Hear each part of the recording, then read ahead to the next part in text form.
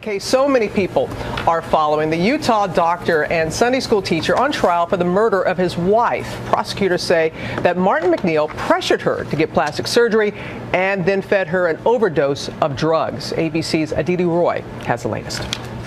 The latest round of testimony in the Martin MacNeill trial began with an urgent knock on the door from a 6-year-old child. So I went to the front door and it was Ada.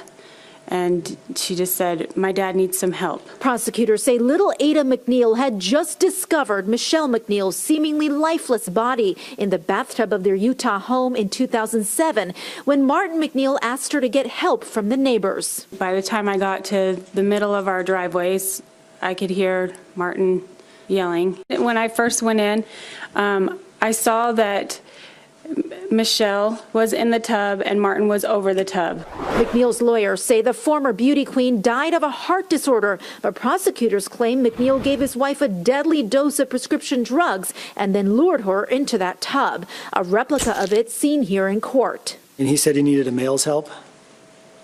That's what I remember.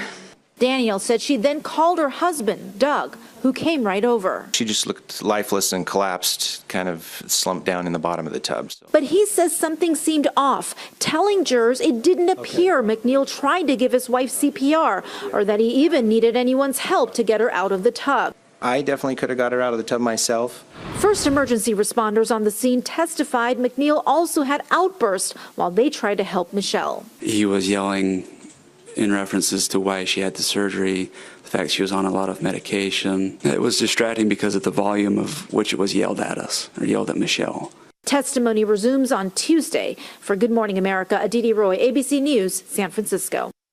We're going to bring in ABC News Chief Legal Affairs anchor Dan Abrams now. And Dan, the testimony on Friday, what really stood out?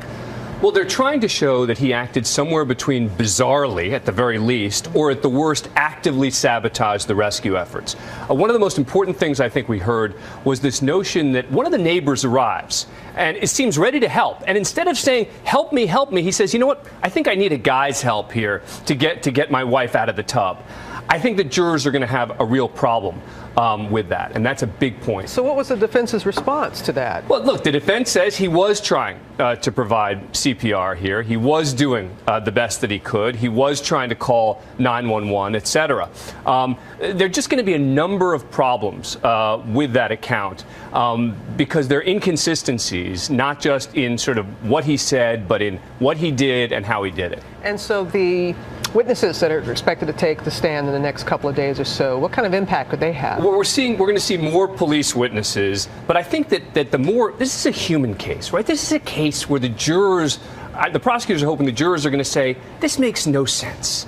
This just doesn't add up. So the next set of witnesses you're going to see a bit more of the first responders testifying, a bit more of the police testimony, but the most important testimony we're expecting, of course, are going to be his own daughters, who are going to come in and testify against him in no uncertain terms. These daughters are pointing the finger at Dad, saying the guy we idolized, the guy we loved, the guy we grew up with, the guy we followed, that's the guy who killed our mother. His older daughters. The younger daughter was the one that went to the neighbor. That's right. The youngest daughter, at the time 6 or 7 years old, is going and knocking on the neighbor's door saying, Daddy needs help. It's the older daughters who are the ones who really believe in their heart that it was their dad who did it. And one of them actually was taking notes, et cetera, before this all happened about her concerns about what he was doing with Mom. And they've held pictures up of their mother. Absolutely. They've been instrumental in getting this case to trial. All right.